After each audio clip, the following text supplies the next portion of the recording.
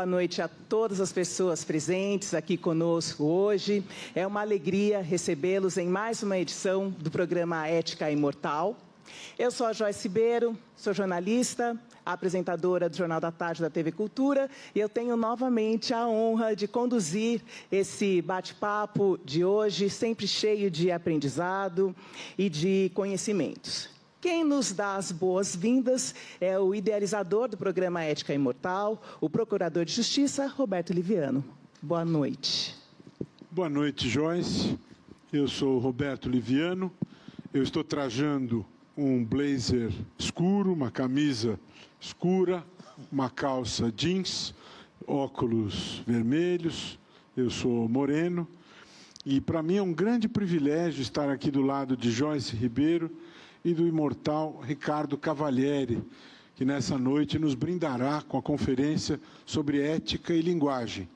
O projeto Ética Imortal é um projeto idealizado pelo Instituto Não Aceito Corrupção, parceria com a Academia Brasileira de Letras e com a TV Cultura. A proposta desse projeto é debater a temática da ética e produzir conteúdos a respeito deste tema. Serão ao todo 10 conferências. Nós já debatemos ética e jornalismo, ética e educação, ética e economia, ética e diplomacia, ética e cultura, ética e justiça.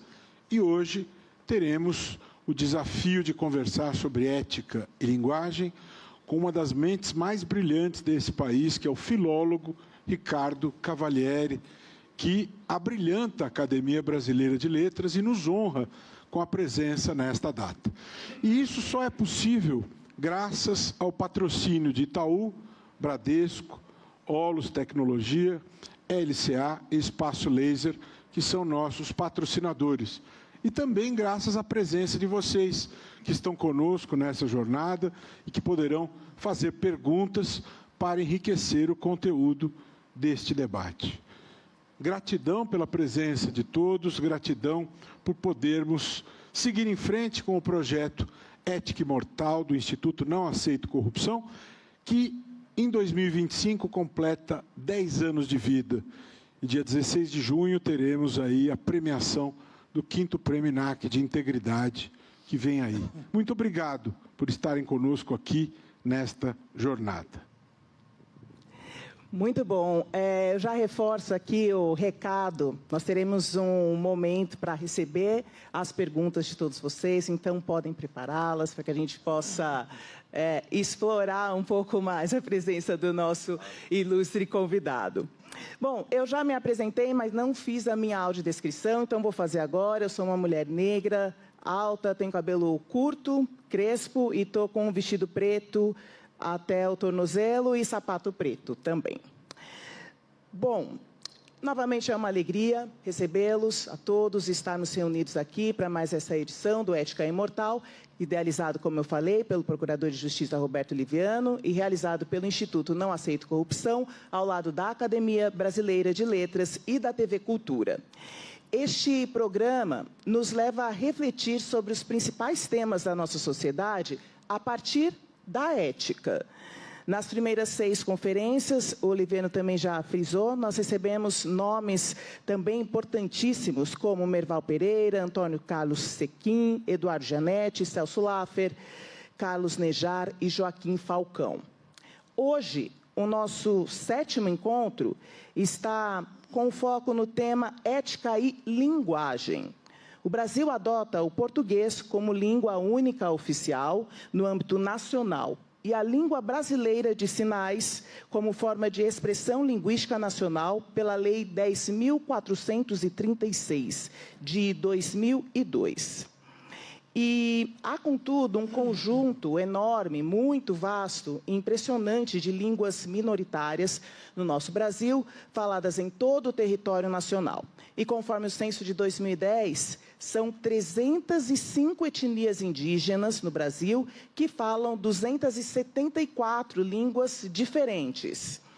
Para examinarmos as mais diferentes interfaces entre ética e linguagem, Num país continental como o nosso e diante do uso disseminado da internet, né, que é o nosso momento, nós temos a alegria de receber hoje um dos mais destacados intelectuais do Brasil, o imortal Ricardo Cavalieri. E aqui eu vou trazer um breve currículo do professor Ricardo, que é filólogo e linguista, sendo graduado e licenciado em Letras e graduado em Direito. Ele é mestre em língua portuguesa e doutor em língua portuguesa e letras vernáculas pela Universidade Federal do Rio de Janeiro. Cumpriu estágio de pós-doutorado em História da Gramática na Universidade do Estado do Rio de Janeiro. E como professor, desenvolveu atividade docente na Universidade Federal Fluminense. Sua experiência é notável na área de letras e linguística, com ênfase na descrição do português e na historiografia dos estudos linguísticos. É membro da Academia Brasileira de Filologia, conselheiro do Liceu Literário Português, conselheiro no Real Gabinete Português de Literatura, onde possui o título de Grande Benemérito. E é sócio correspondente da Academia de Ciências de Lisboa. E é membro da Academia Brasileira de Letras, ocupando a cadeira número 8. Então, vamos todos juntos dar as boas-vindas ao imortal Ricardo Cavalieri.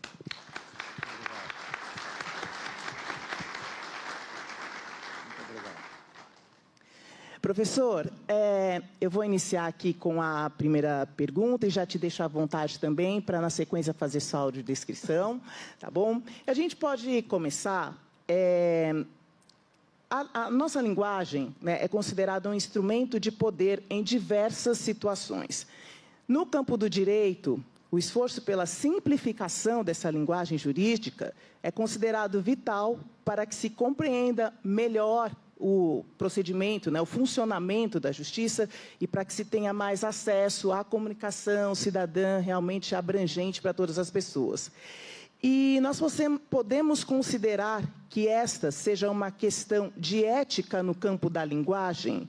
Em que momento o senhor avalia que nós estamos em relação a esse tema no nosso país?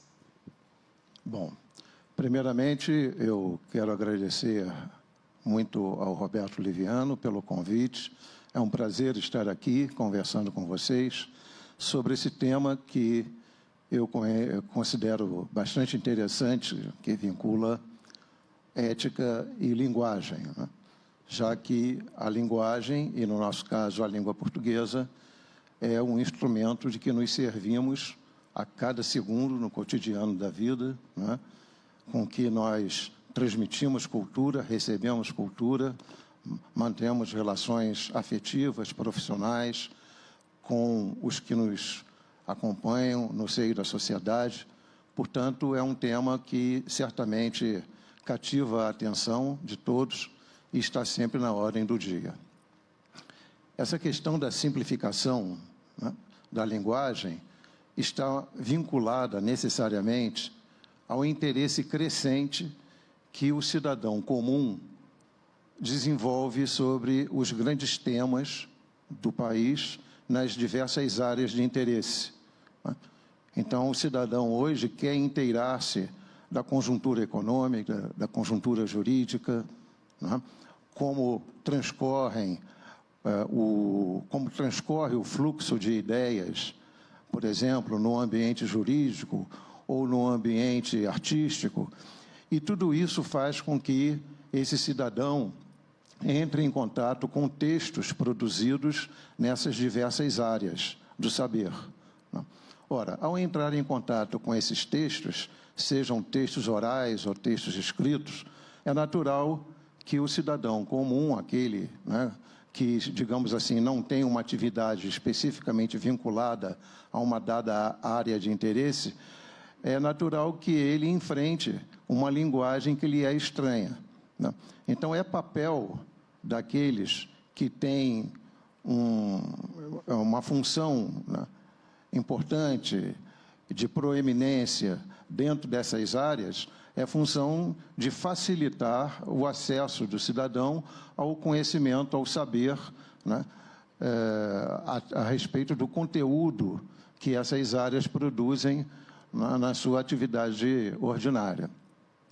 Agora, é claro que essa simplificação da linguagem, especificamente, por exemplo, como foi tocado na área jurídica, né, não pode confundir-se com o empobrecimento do texto, né, sobretudo do texto jurídico, porque a simplificação que traz o empobrecimento acaba por prejudicar a própria atividade intelectual ou científica atinente à produção daquele texto.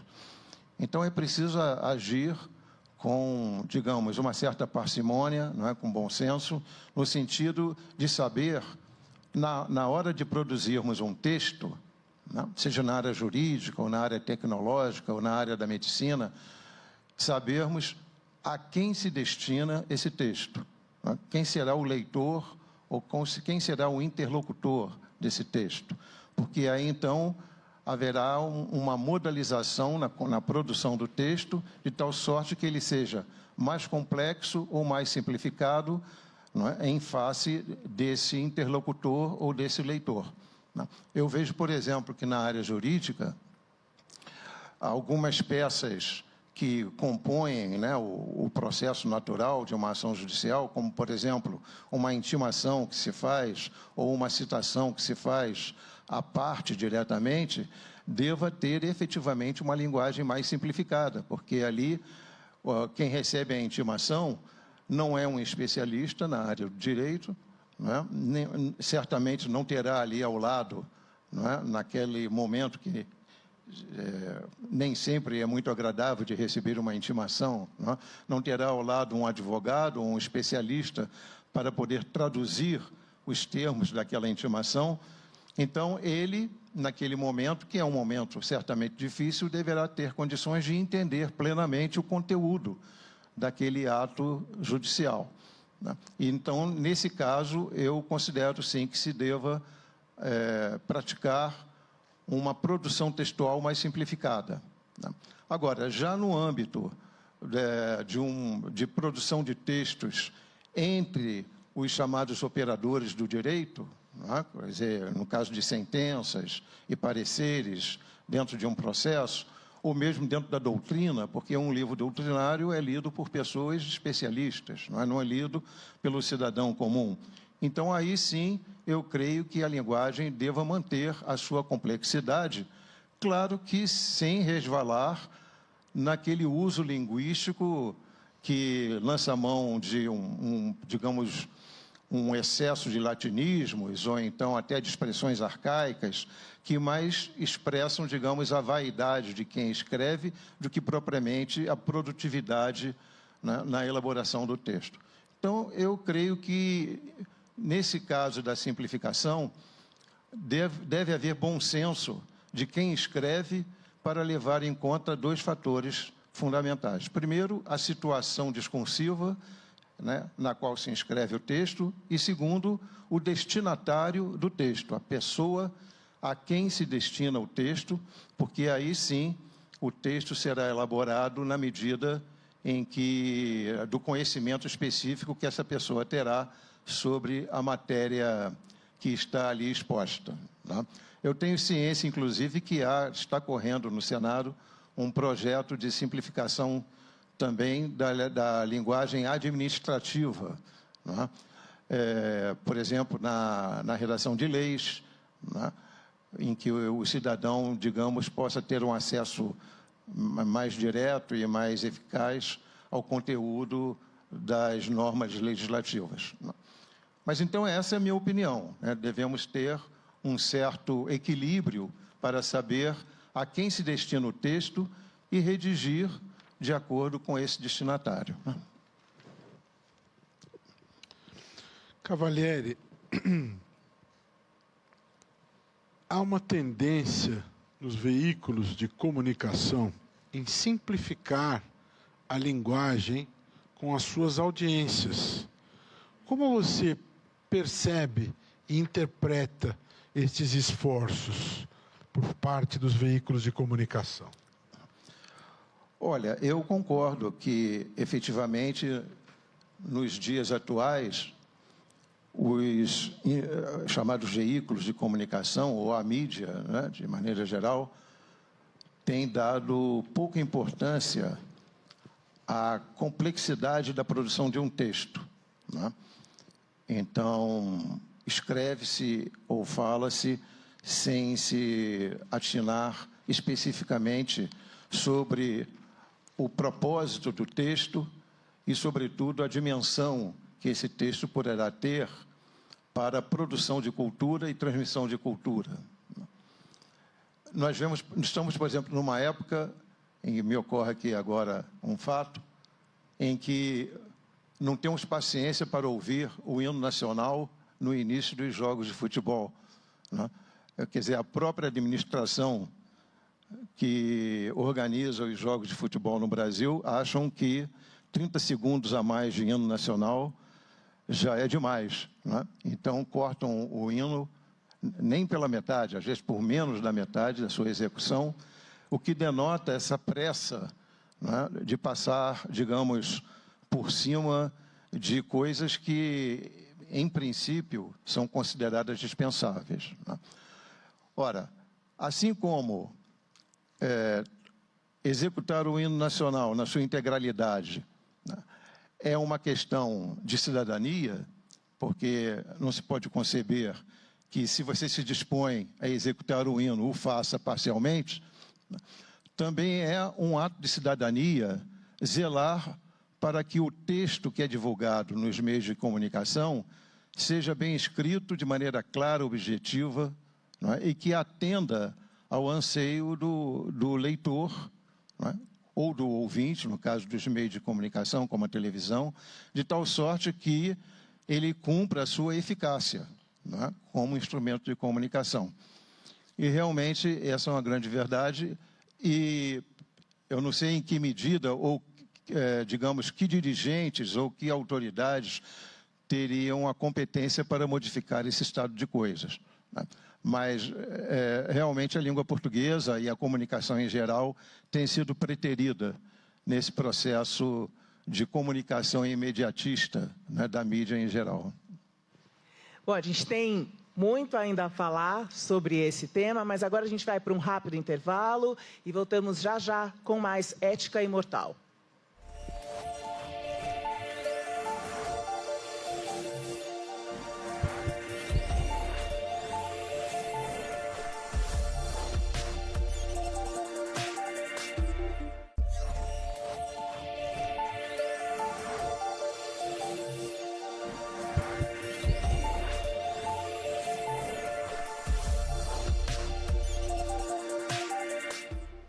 Estamos de volta com o programa Ética Imortal.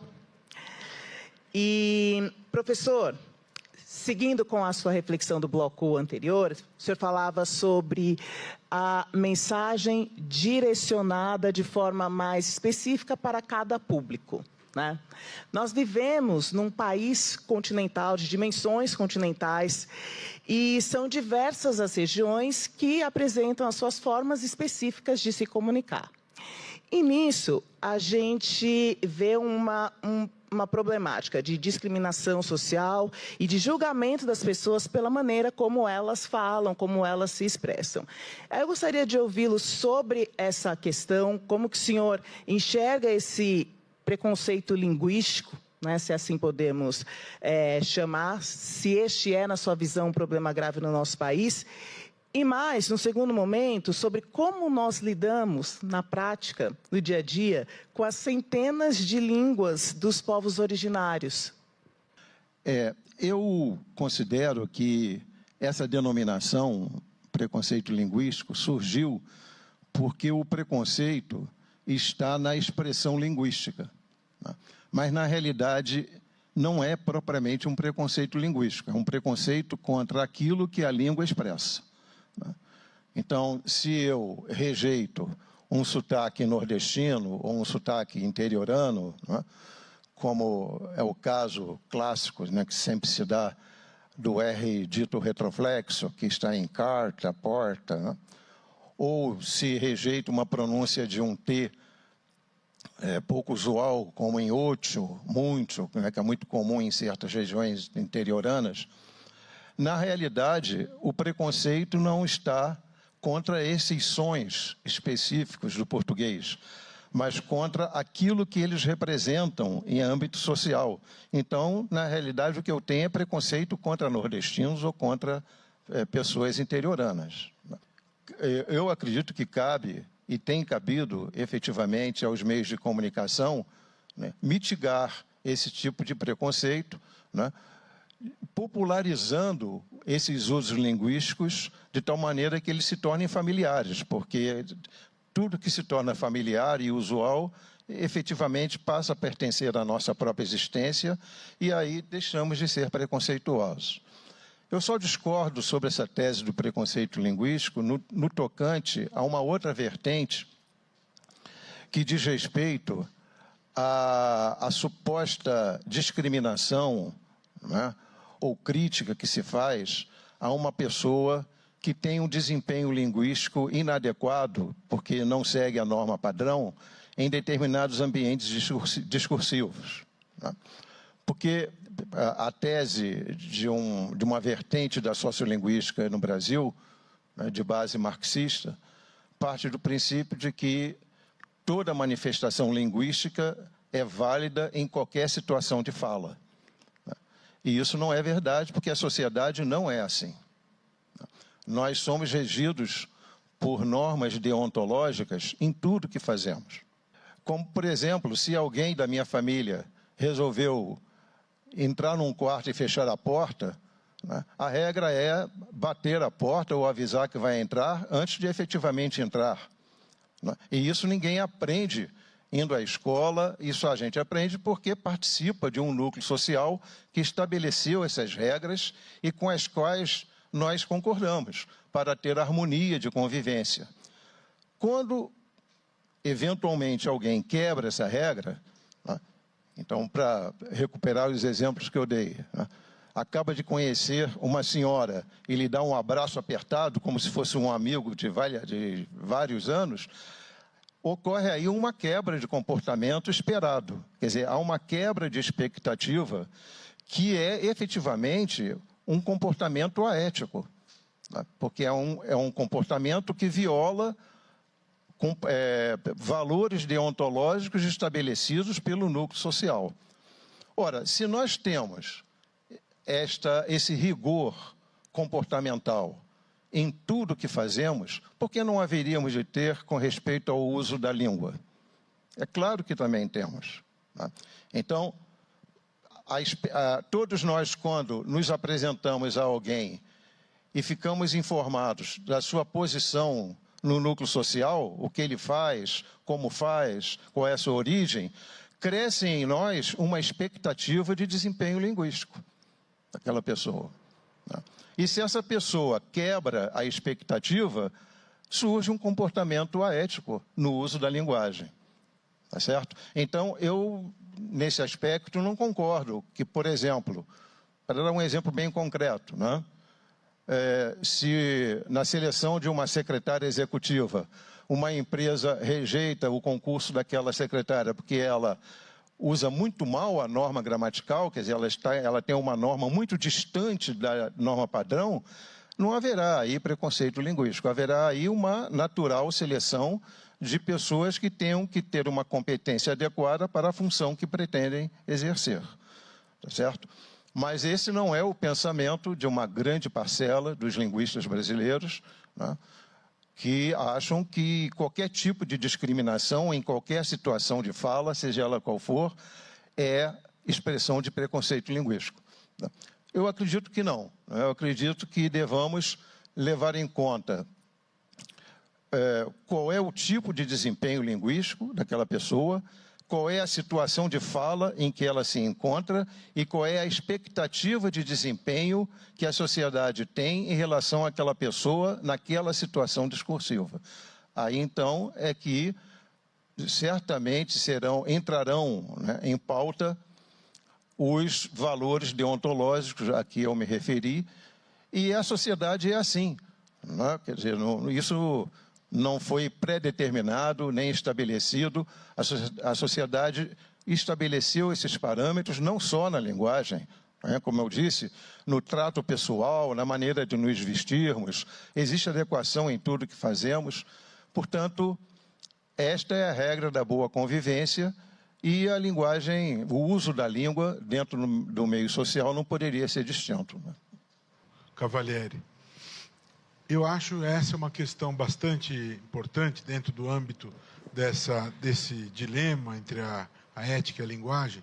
A internet e as mídias sociais alteraram a escrita e a comunicação em geral, de diversas maneiras. Como você analisa a linguagem da internet?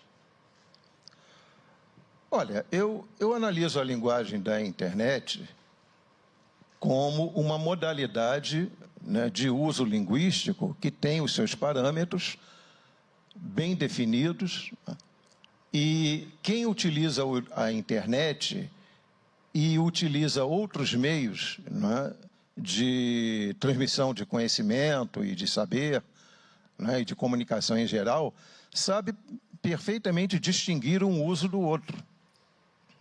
Quer dizer, quando nós estamos na internet, a ideia que perpassa em termos de linguagem é que ali ocorre liberdade total. E, portanto, as regras que nós prezamos quando, por exemplo, escrevemos um texto que vai ser publicado, ou quando preparamos até mesmo uma carta, seja até uma receita de bolo para dar a um amigo, aquela preocupação na formulação frasal para que seja clara, eficaz, já não ocorre tanto na internet, porque no âmbito da internet ocorre o que nós chamamos de hipertexto, de comunicação. Ou seja, ali não está apenas a linguagem, não está apenas a língua. Ali está a imagem, ali está o movimento, ali está a cor. Né? E todos esses elementos em conjunto formam um grande texto que facilita extremamente a eficácia da comunicação. Então, a exação no uso linguístico passa a ser secundária na internet. Muito nos preocupa, em princípio, quando eu digo nós, a sociedade em geral, em que medida essa liberdade de uso da língua na internet pode influenciar mal, por exemplo, aos nossos alunos na escola. Mas eu tenho a percepção que isso não é um fator preocupante, porque os próprios alunos, mesmo na idade de formação linguística, sabem distinguir um ambiente discursivo da internet dos outros ambientes discursivos, como, por exemplo, a redação, o trabalho que é feito na escola, em que o desempenho linguístico tem que ser necessariamente diferente. Eu estou aqui me lembrando também de um fato que uma das minhas filhas disse que eu sou a única pessoa no mundo que ela conhece que ainda usa ponto e vírgula no WhatsApp. E eu não tinha percebido esse fato, porque realmente eu ainda uso vírgulas e ponto e vírgulas nas minhas mensagens. E realmente, quando nós percebemos as mensagens dos outros, vemos que a pontuação flui sem nenhum tipo de controle. Aliás, geralmente nem há pontuação. Eu sinto uma falta muito grande do ponto de interrogação nas mensagens de WhatsApp, porque o indivíduo está perguntando e eu acho que ele está afirmando, porque o ponto de interrogação também já foi, digamos assim, descartado. Há uma premissa de que, pelo conteúdo da frase, o destinatário da mensagem descobre perfeitamente que se trata de uma pergunta e não de uma afirmação. O espanhol coloca interrogação antes, Pois é. Então, por isso que eu acredito que se nós vencemos com tranquilidade a taquigrafia, a antiga taquigrafia, os taquígrafos não confundiam, evidentemente, o padrão da taquigrafia com o padrão natural de uso da língua em textos discursivos. Eu acredito que a internet seguirá tendo a sua linguagem própria, e essa linguagem ficará ali, exatamente nos limites de comunicação linguística desse instrumento poderosíssimo, que é a internet. Bom, aqui eu tenho uma pergunta que ela se complementa ao que nós íamos colocar agora, professor, porque a língua é viva, está em constante mudança, Não, e conforme os anos passam, a gente consegue perceber mais nitidamente todas essas mudanças que aconteciam no passado, a forma como nos comunicávamos no passado e hoje. Então, determinadas expressões, elas deixam de ser usadas, outras, por conta de uma mudança de mentalidade também, ou deixam de ser usadas, ou são adaptadas para que a gente possa usar de uma forma diferente.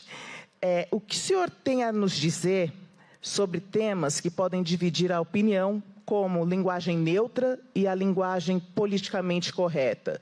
E essa pergunta, ela é no mesmo sentido da pergunta do Cláudio Menezes, que ele diz como o senhor vê a chamada linguagem neutra, que uma pequena parcela da população busca forçar toda a sociedade a aceitar como dinâmica linguística. Não seria uma distorção do idioma, causando danos irreparáveis a um dos pilares da nação? A pergunta é do Cláudio Menezes. Tá. Agradeço ao Cláudio pela pergunta. Bem, são dois fatos linguísticos distintos, não é? No tocante à linguagem politicamente correta, essa é uma característica do uso linguístico já bem antiga, né? E que faz com que o léxico se renove sempre que uma palavra, por algum motivo, absorva uma carga negativa muito intensa do ponto de vista semântico. Há um linguista nipo-americano chamado Samuel Hayakawa, já falecido, infelizmente. Ele publicou um livro intitulado A Linguagem no Pensamento e na Ação. É o livro em português. Em que ele diz uma coisa interessante. Ele diz que as palavras parecem ser esponjas que vão absorvendo com o tempo o conteúdo das nossas mazelas, das nossas angústias, das nossas insatisfações, a tal ponto vão inchando que um determinado dia nós temos que nos descartar dessas palavras e conseguir outras, não é?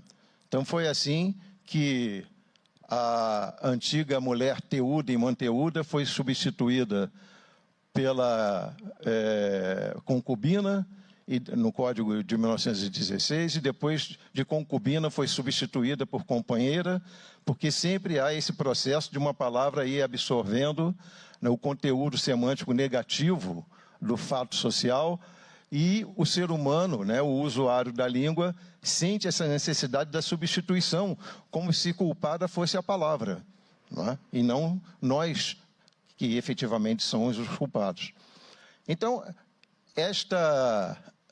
esse fato, né, que é corriqueiro e frequente na língua, do eufemismo da linguagem politicamente correta, eu acredito que vai subsistir, né, não com a velocidade que eu percebo hoje, porque de mendigo à população em situação de rua, há um longo percurso aí, né, de depuração da linguagem ao longo do tempo.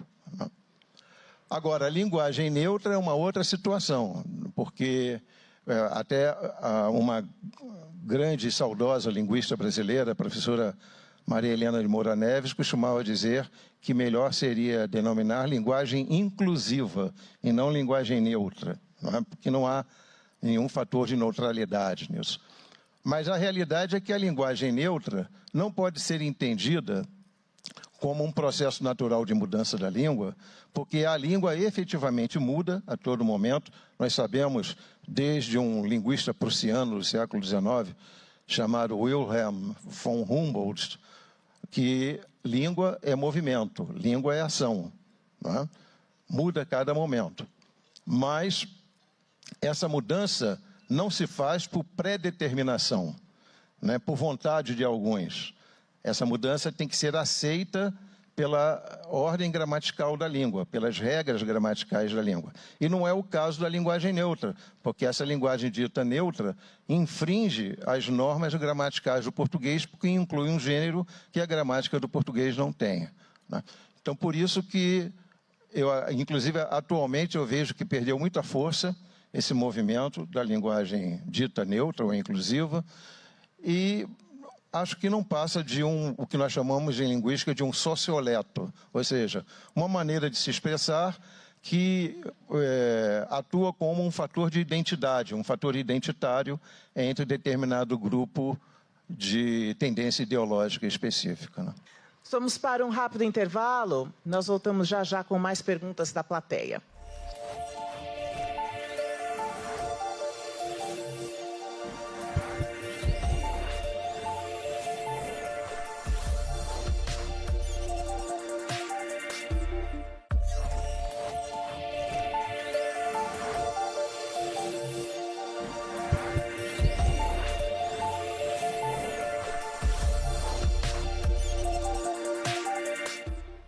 Estamos de volta com o programa Ética Imortal e hoje temos a honra de receber o imortal Ricardo Cavalieri.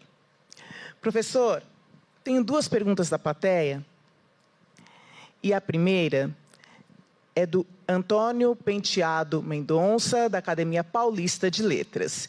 Ele diz o seguinte, que há uma diferença imensa entre a simplificação e o empobrecimento da língua.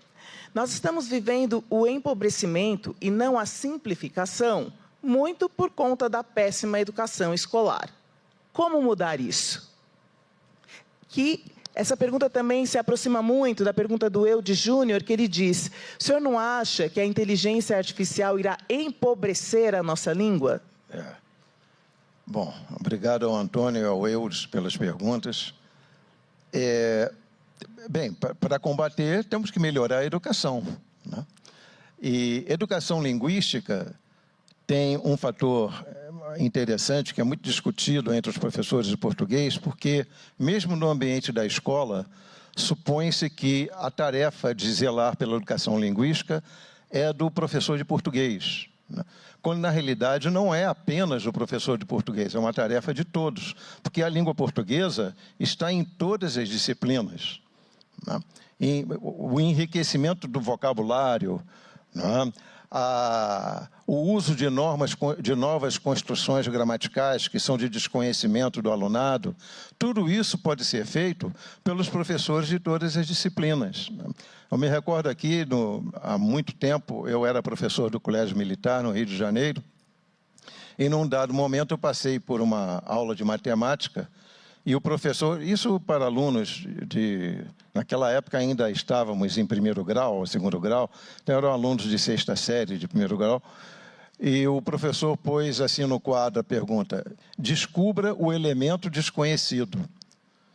E aí eu perguntei a ele, escuta, fulano, elemento desconhecido, por que você não diz, descubra o valor da incógnita?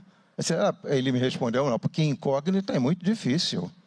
Quer dizer, ele partiu do pressuposto de que um aluno de sexta série, né, do antigo primeiro grau, era incapaz de usar a palavra incógnita, mesmo que um professor se ocupasse de explicar a ele o significado dessa palavra, né? Então, o empobrecimento do ensino da língua passa, por vezes, por uma má avaliação dos docentes sobre a capacidade do alunado de aprender as estruturas gramaticais, o novo vocabulário da língua, né, o enriquecimento do vocabulário. E eu creio também que os meios de comunicação podem atuar nesta tarefa, né, de melhorar o nível de uso linguístico nos programas de televisão, né, nas séries de televisão, inclusive, de tal maneira que a língua seja usada, se não no seu maior esplendor, pelo menos em um nível bem mais qualificado do que vem sendo feito até hoje, né? Agora, a outra parte era a respeito do... Era justamente inteligência sobre artificial. Inteligência artificial. Eu acredito que nós estejamos vivendo um momento de esplendor tecnológico, né, com essa história de inteligência artificial, né? Inclusive, eu até discuto um pouco a conveniência dessa expressão inteligência artificial, porque o que eu vejo, na realidade, é uma tecnologia de ponta que consegue fazer coisas que supunhamos impossíveis de ser feitas, né? Em todas as áreas tecnológicas, né? Em filmes, e na elaboração de textos, né? Quem já leu um texto escrito pela inteligência artificial, como é o meu caso, já li alguns, há uma percepção clara de que não foi um ser humano que escreveu aquilo. Um professor, um leitor experiente, não precisa ser um professor, um leitor experiente percebe claramente que há ali algumas fórmulas de construção frasal estereotipadas, que não são típicas, né, de um redator humano.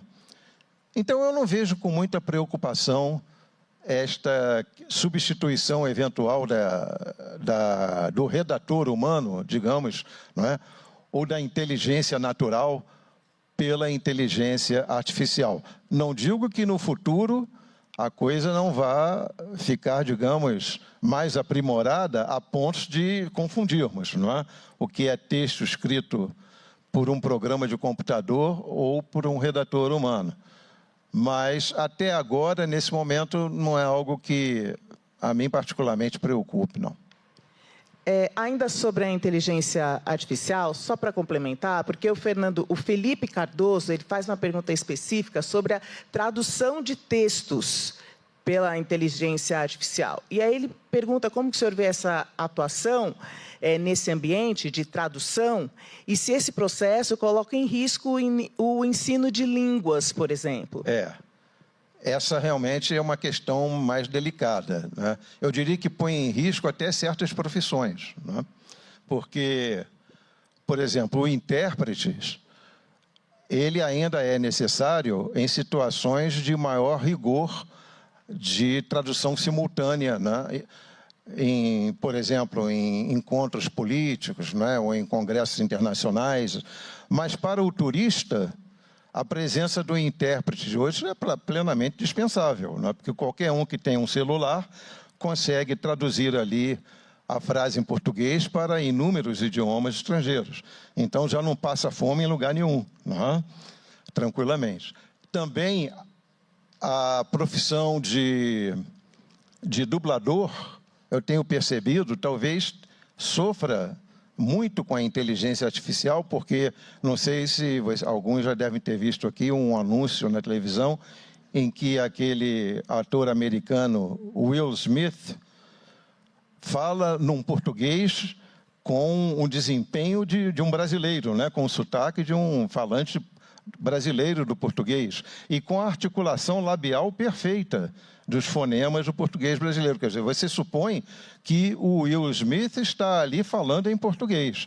E, na realidade, ele apenas... o texto em português foi posto na imagem do Will Smith com a necessária adequação da articulação labial. Isso, certamente, se for aprimorado, vai acabar com a dublagem, né? em filmes estrangeiros. Portanto, eu creio que estamos em um caminho, né, começando a trilhar um caminho cujo fim não sabemos qual é ainda, né? Se será o benéfico ou maléfico, enfim. Mas, sem dúvida alguma, a inteligência artificial vai influenciar bastante não só no ensino de língua estrangeira, como também no exercício de determinadas profissões que envolvem o conhecimento de língua estrangeira. Nós recebemos a pergunta sobre a comunicação inclusiva, e o senhor já falou um pouco sobre isso, mas a Luciana Ferreira, da Elemento RH, ela pergunta especificamente sobre como adaptar a comunicação no ambiente corporativo num contexto de múltiplas línguas ou múltiplas culturas. Como fazer essa comunicação ser efetiva no ambiente cada vez mais múltiplo? Bom, eu não sei... Quem perguntou? Desculpe, foi? Luciana Ferreira. Luciana. Eu não sei se o meu entendimento da pergunta vai levar à resposta esperada, né? Mas, em todo lugar em que há um ambiente multilingüe, e há vários países do mundo com ambiente multilingüe, né? Angola, por exemplo, tem mais de 90 línguas em suas várias etnias, né? O próprio Brasil no primeiro século, os primeiros anos da colonização, foi um país multilíngue, porque havia inúmeras línguas indígenas, embora somente a língua indígena costeira tivesse contato com línguas europeias, né? Mas era um ambiente multilíngue, né? Há países, por exemplo, que têm mais de uma língua oficial, mais de uma língua nacional e mais de uma língua oficial. É o caso, por exemplo, da Bélgica, que tem 3 línguas oficiais. Via de regra, em ambientes multilingües, uma língua é eleita naturalmente, né, por fatores próprios daquela sociedade, né, basicamente culturais e políticos, como uma espécie de língua franca. Então, o cidadão, ele conhece a língua da sua origem, digamos, étnica ou da sua origem geográfica e também conhece esta língua franca, para ele poder comunicar-se com os demais concidadãos, né, de todo o território nacional. Por isso, então, que eu considero que, nesses ambientes multilingües, haverá sempre a escolha dessa língua, que é uma espécie de língua franca, que serve como elemento, como instrumento de comunicação para todos, não é? Porque se não fosse assim, não é? Se não houvesse essa língua comum, a sociedade não teria como desenvolver-se, não é? Estabelecer a comunicação necessária para, em suma, levar a vida em desenvolvimento, não é? Bom, professor, a gente teria aqui outras perguntas, não, mas o nosso tempo, infelizmente, já está quase acabando. E eu pediria, para o encerramento, para o senhor nos dizer quais são os projetos linguísticos da Academia Brasileira de Letras e deixasse as suas considerações finais aqui em relação ao nosso tema. Tá bom, muito bem. Não, com muito prazer que eu informo agora os projetos da Academia Brasileira de Letras, né? Inclusive, convido a todos, né, que não só os presentes, também os que nos estão ouvindo pela internet, pelo YouTube, convido a todos para ingressar na página da Academia, lá naquele menu horizontal, há um item intitulado Nossa Língua, né, e ali, nesse item Nossa Língua, há vários produtos que a Academia vem desenvolvendo, alguns já há bastante tempo, outros agora em fase de elaboração, todos gratuitos para a população em geral e que auxiliam muito a tarefa de redação, né? Então, nós temos o nosso carro-chefe, que é o vocabulário ortográfico da língua portuguesa, que dá a grafia oficial de palavras portuguesas, conforme o seu uso no Brasil, né? E em conformidade com o último acordo ortográfico.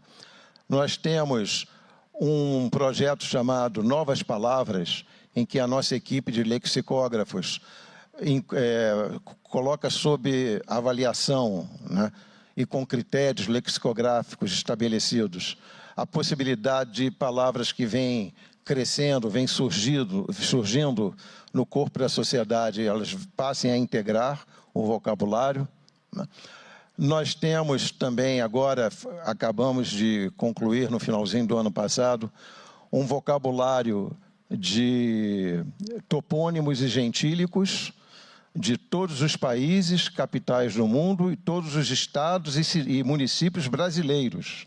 Então, a grafia oficial de cada um desses topônimos e o respectivo gentílico. Então, quem quiser saber como se chama aquele que nasce em São João da Barra, vá até o nosso vocabulário de topônimos e gentílicos, né, e será muito bem informado. Né. Também temos um vocabulário de estrangeirismos usados no português, de línguas modernas. Então, palavras do francês, do inglês, do alemão, que estão no cotidiano, né, de uso do português no Brasil, do falante do português no Brasil. É importante porque essas palavras têm a sua grafia oficial nas respectivas línguas, então a Academia fornece essa informação. Estamos em elaboração e pretendemos entregar até o fim do ano um vocabulário de termos médicos, que dará para aqueles que trabalham, sobretudo, nas áreas de biologia, história natural e medicina, dará o nome oficial de doenças, síndromes, né? E também de micróbios, micro-organismos que se escrevem em latim, por tradição. Tudo isso será informado pela academia. Em suma, vários produtos que a academia vem oferecendo e, portanto, está com uma vida linguística pujante. Eu, novamente, então, convido a todos que ingressem na nossa página e, em breve, teremos um aplicativo para instalar nos celulares para que essas informações todas fiquem na palma da mão e, a cada momento, o consulente possa ter acesso a elas. Obrigada, professor Liviano. Bom, foi uma aula que o professor Cavalieri nos deu nesta noite e foi uma alegria ter todos e todas vocês presentes conosco e já estão convidados para estarem conosco novamente no final do mês de maio, na última segunda-feira, para estarmos conversando aqui com Lília Schwartz sobre ética e diversidade. Será uma nova oportunidade para estarmos juntos com a nossa querida Joyce Ribeiro. E o meu muito obrigado em nome do INAC, o Instituto Não Aceito Corrupção. Muito obrigado. Muito obrigada novamente a todos, professor Ricardo, Liviano. Até a próxima.